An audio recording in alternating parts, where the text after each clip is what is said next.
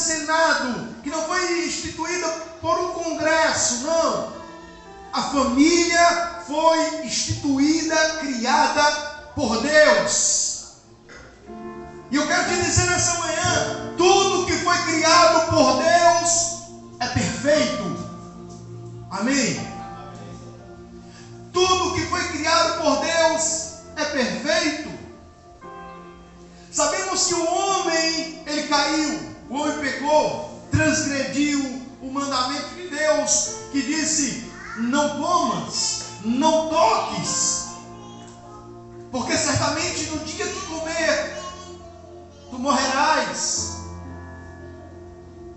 E o homem morreu, não naturalmente, mas espiritualmente. E nós hoje carregamos em nossas costas a culpa de Adão, porque por causa de Adão todos nós morremos. Mas o segundo Adão, que é Cristo, veio para nos dar a vida eterna. E este homem que nasceu por obra e graça do Espírito Santo, concedido e gerado em um ventre de uma mulher chamada Maria, uma mulher que tem um grande diferencial na história, porque ela é a mãe do Salvador do mundo. Uma mulher que a Bíblia chama ela de bem-aventurada, de bendita entre todas as mulheres. Mas o que a Bíblia diz é então que a partir daí o homem, ele tem o privilégio de ter a sua vida transformada por Jesus. Porque o seu nome é Jesus. Diga: Jesus, o Salvador. A salvação, ela não vem por méritos humanos. A salvação não vem por méritos pessoais. A salvação não vem por obras, mas a salvação é pela fé, pela graça, pelo dom gratuito de Deus, pela bondade de Deus. E nesta manhã, a sua família, a minha família, estão envolvidas na graça de Deus. E eu quero convidar você a fortalecer esse seu chamado, dizendo para os seus filhos, dizendo ao seu esposo, dizendo à sua família que não está aqui, mas que talvez vai ouvir este culto, assistir, ou talvez através da sua própria boca você pode dizer para eles: olha, a minha família é projeto de Deus e nós vamos entrar na arca da salvação do Senhor. E alguém pode até dizer: mas que arca? E é sobre isso que eu quero falar nessa manhã com você. Como uma família poderá sobreviver após toda essa destruição que o mundo vive hoje? Primeira coisa que eu quero dizer aos irmãos é que Noé foi chamado por Deus. O chamado de Deus, ele é irrecusável. Se você foi chamado por Deus, você não pode recusar o chamado de Deus. Ainda que algumas pessoas não acreditem no chamado de Deus para você, ainda que algumas pessoas zombem do chamado de Deus para você, porque zombaram de Noé, porque não acreditaram em Noé, porque tem coisas que parecem loucura para o homem de fato, ainda não tinha nem chovido na terra, que dirá um dilúvio para encher toda a terra de água. Não tinha nem chovido ainda, só caiu uma relva. Mas eu quero te dizer nessa noite que apesar de toda a corrupção, de toda a destruição que o mundo vive hoje, que tem corroborado, que tem contribuído para a incredulidade do povo, porque quanto mais o homem se torna mal, e quanto mais a maldade ela tem se ramificado, porque não é somente por homens e mulheres, mas hoje em dia nós temos visto a maldade ela se ramificar, crescer, se proliferando dentro de instituições religiosas. Nós temos temos visto a corrupção e a maldade dentro de igrejas, seja elas evangélicas ou católicas. Nós temos ficado abismados com o pai matando o próprio filho, com o filho matando o próprio pai, a mãe permitindo que o filho seja espancado por causa de dinheiro, porque a Bíblia diz que a raiz de todos os males é o dinheiro. E essa destruição e essa inversão de valores tem gerado no mundo a incredulidade. E a incredulidade, por sua vez, faz com que as pessoas descredibilizem e não creiam no chamado de Deus para você. Mas eu quero dizer uma coisa a você, querido. Olha, o chamado de Deus para você, ele é individual e é para a sua família. Tem pessoas que não receberam ainda esse chamado. Tem pessoas que ainda não conseguiram ser impactadas. Por quê? Porque eu não sei te explicar. Porque cada coração só que conhece é Deus e nós mesmos. E eu te digo mais, meu irmão. Nem nós conhecemos tanto o nosso coração quanto o nosso Deus. Porque a Bíblia diz que Deus conhece e sonda os nossos corações e sabe das intenções de todos eles. Porque por vezes nós queremos convencer as pessoas a virem para a igreja, que não é papel nosso. Por vezes nós queremos convencer as pessoas a entenderem que o melhor é a vontade de Deus, mas nós não conseguimos convencer. Quem convence o homem do pecado, da justiça e da morte é o Espírito Santo. E aí eu te digo, meu irmão, a primeira coisa que você e eu precisamos fazer como homens e mulheres de Deus é entender que Deus nos chamou para obedecermos a sua vontade, o seu chamado. Ou seja, Deus nos vocacionou para algo. O chamado foi pessoal. E se você entende que Deus te chamou e que Deus envolveu você e sua família no chamado, você precisa agora, então, ir para o segundo nível, ir para a segunda etapa. Qual? Prosseguir. Caminhar. Mesmo que as pessoas zombem, descredibilize e tente impedir que você caminhe, você precisa olhar, como diz o escritor aos Hebreus, olhando firmemente para o autor e consumador da nossa fé, Jesus Cristo, porque Ele é a nossa base. Tem gente que diz: eu não vou para a igreja porque fulano de tal fez isso, porque Beltrano fez isso, eu não vou servir a Deus por causa de fulano, por causa de Beltrano, eu não vou por causa do padre, ou por causa do pastor, por causa daquela igreja. Ei, meu irmão, você não tem chamado do homem, você tem chamado de Deus.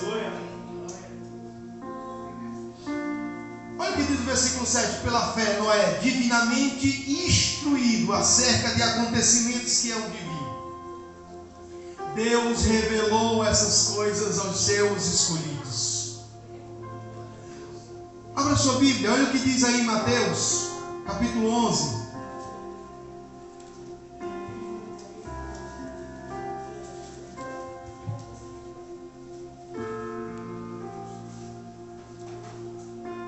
Versículo 25, 11 e 25 diz: por aquele tempo exclamou Jesus, dizendo: graças te dou, ó Pai, Senhor do céu e da terra, porque ocultastes essas coisas aos grandes sábios instruídos e revelastes aos seus pequeninos. Sim, ó Pai, porque assim foi do teu agrado. Ei, a graça de Deus, o chamado de Deus, não é para agradar o homem, não, é para agradar o Pai celestial. Amém? E ele diz, e o próprio Jesus Cristo disse: eu te dou graças ao Pai, porque o Senhor ocultou essas coisas de muitos sábios entendidos. Ei, muitas pessoas querem sentir o que eu e você sente e não tem oportunidade ainda.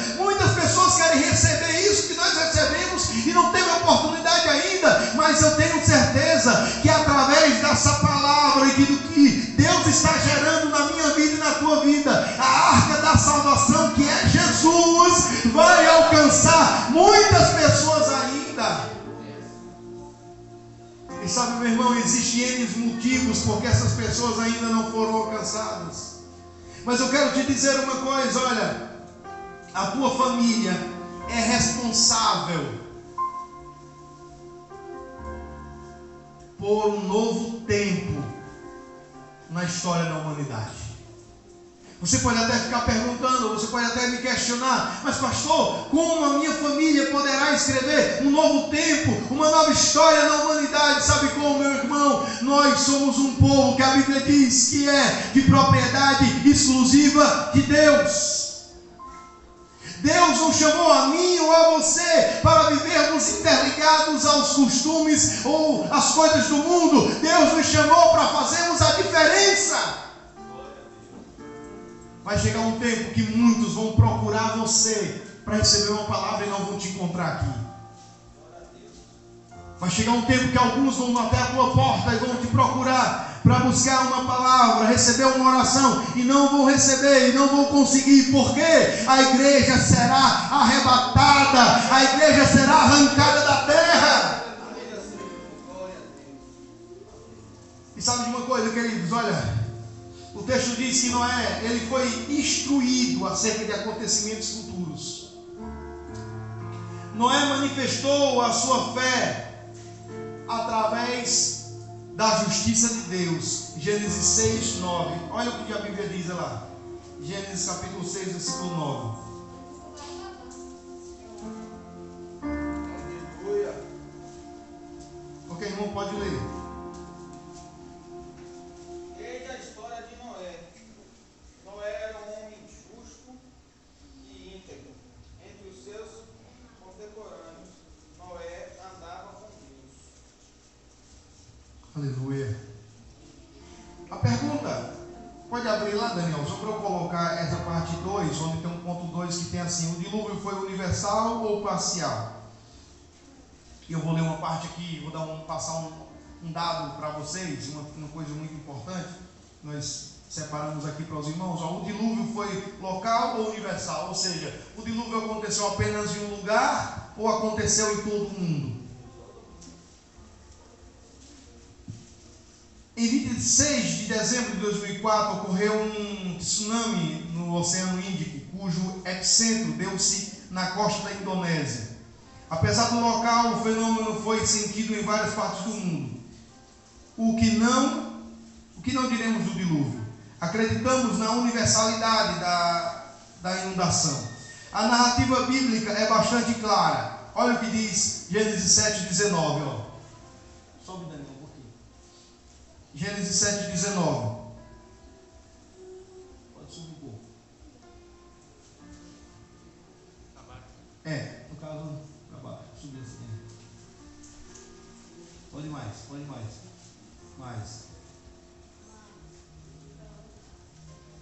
Mais. Acho que é mais, hein? Só onde tem esse texto aqui. Ponto 2.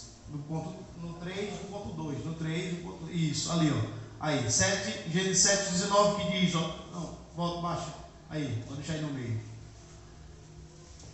Se você quiser olhar na sua Bíblia aí, você acompanha que diz assim, ó: e as águas prevaleceram excessivamente sobre a terra, e todos os altos montes que haviam debaixo de todo o céu foram cobertos. Olha que coisa. Tudo foi coberto. Todos os montes, tudo foi coberto. Ou seja, Deus destruiu toda a terra. E tem muitos que hoje ainda descreem da Bíblia. Mas não somente a Bíblia, mas os fatos, os arqueólogos, os cientistas, eles comprovam que de fato isso aconteceu. E eu quero te dizer uma coisa, meu irmão: você tem que ser tão crente na Bíblia, que se a Bíblia dissesse que Jonas engoliu o grande peixe, você tinha que acreditar. A Bíblia diz que o grande peixe engoliu Jonas, mas se a Bíblia dissesse que foi Jonas que engoliu, a gente tinha que crer, porque está na Bíblia. E a Bíblia, ela é inerrante, ela é perfeita. E o que eu quero te dizer com esse texto? Eu quero te dizer dizer que o que Deus tem para fazer na humanidade será uma destruição avassaladora, porém as famílias que obedecerem o chamado de Deus serão alcançados pela graça do Senhor. E sabe de uma coisa, meu irmão? Coloca lá embaixo, Daniel, na conclusão, onde tem para refletir. Os antediluvianos, aqueles que não acreditam na pregação de Noé, viviam para pecar. Sua depravação não conhecia limites. A Deus não restou alternativas, senão condená-los à destruição. É exatamente isso. Pode subir aí, conclusão. Quando tem a conclusão. Os antediluvianos são exatamente essas mesmas pessoas que hoje estão zombando da fé cristã e dizendo que não, que Deus não vai voltar, que Jesus não vai voltar, que o mundo não será julgado e que não existe vida eterna e que não existe salvação. É exatamente isso que eu quero te dizer nessa manhã. Olha, a sua família, ela vai enfrentar opositores quanto à sua fé, quanto aos seus valores e quanto ao chamado de Deus para a sua vida. Primeiro que tudo, vão se opor ao teu chamado. Segundo, vão se opor à sua fé. E terceiro, vão se opor aos valores que foi estabelecido para a sua família. Quais são os valores? Valores espirituais, valores éticos, valores morais. E você como cristão, você como mãe de família, como pai de família, como servo de Deus, como serva de Deus, não pode negociar de maneira nenhuma, nem com o mundo, nem com o adversário das nossas almas, aquilo que Deus já ordenou para nós como servos do Senhor.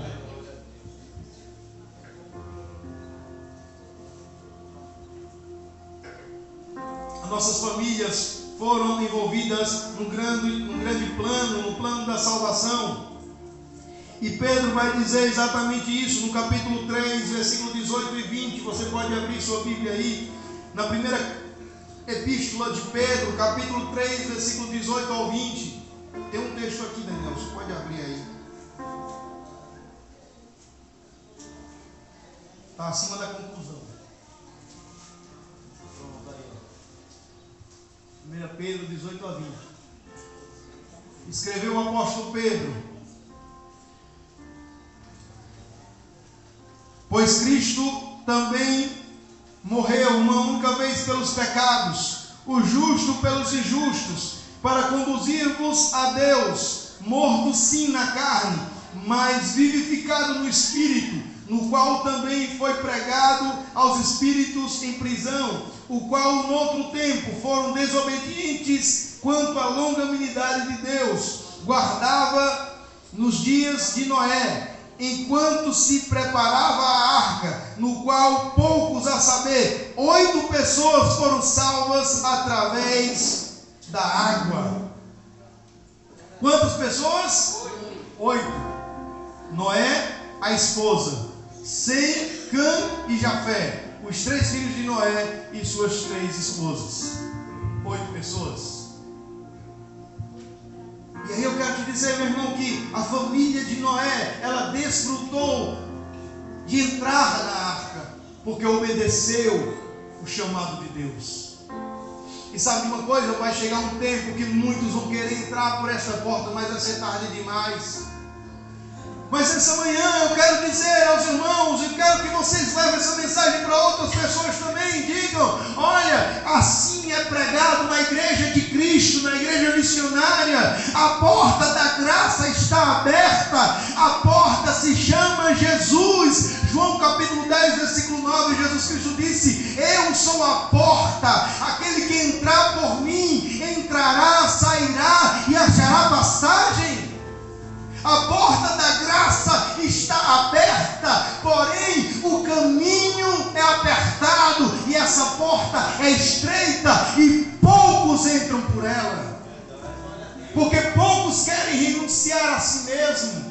Poucos querem tomar a sua cruz e negar ao seu eu, negar ao seu achismo, negar a sua filosofia humana, negar a sua presunção humana, negar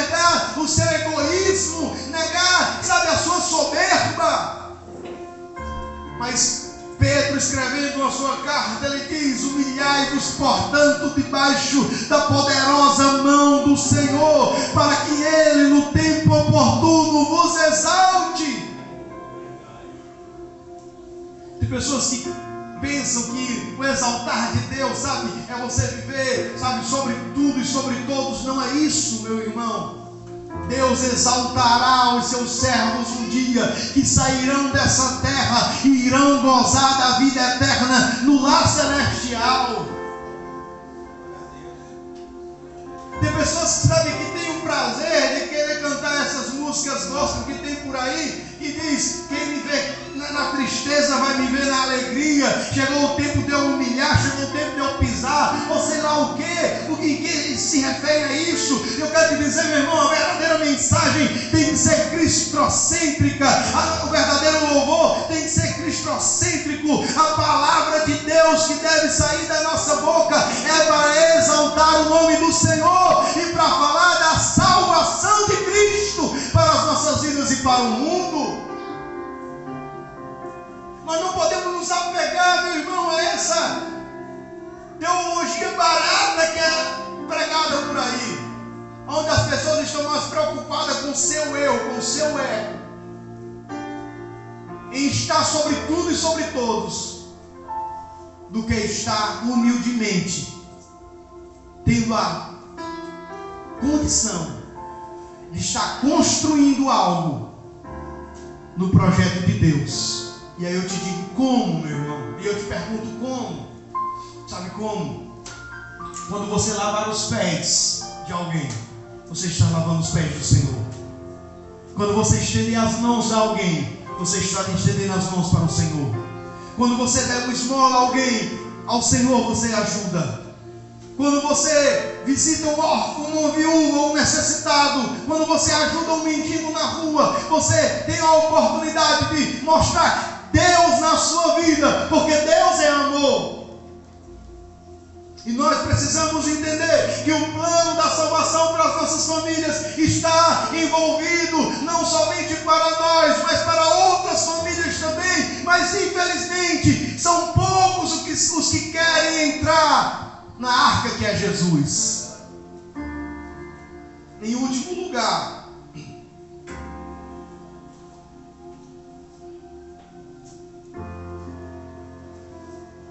no final do versículo, olha na sua Bíblia aí, em Hebreus capítulo 11, versículo 7 ainda. A última parte diz: pela qual condenou o mundo e se tornou herdeiro da justiça que vem da fé. Eu quero dizer uma coisa, meu irmão: a justiça de Deus, ela é feita para os que têm fé, para a justificação no nome do Senhor, e para os que não têm fé, para a condenação pela sua incredulidade.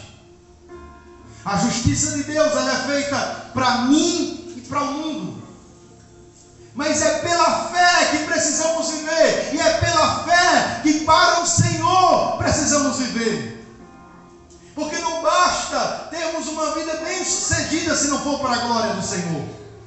Não basta você ter uma casa boa, um carro bom, uma boa estrutura familiar, se não for para a glória do nome do Senhor. A família de Noé, ela foi abençoada, porque acima de tudo, ela estava unida por um propósito de Deus. Amém? E para o propósito de Deus. Que Deus em Cristo nos abençoe nessa manhã, e que possamos entender que o melhor de Deus para as nossas vidas já aconteceu, que é Jesus. E a Bíblia diz, meus irmãos, que nem olhos viram, nem ouvidos ouviram, nem jamais desceu ao coração do homem o que Deus tem preparado para os que o amam. Sirva a Deus com alegria, porque se Ele tem cuidado de mim, de você aqui nessa terra, tenha certeza de uma coisa: no final dos nossos dias, Ele tem preparado um lugar de descanso e de vitória. Amém? Que Deus possa nos abençoar e que possamos ter a nossa fé projetada para o Senhor e unicamente para o Senhor. Amém? A irmã Lídia vai louvar mais um hino, em nome de Jesus.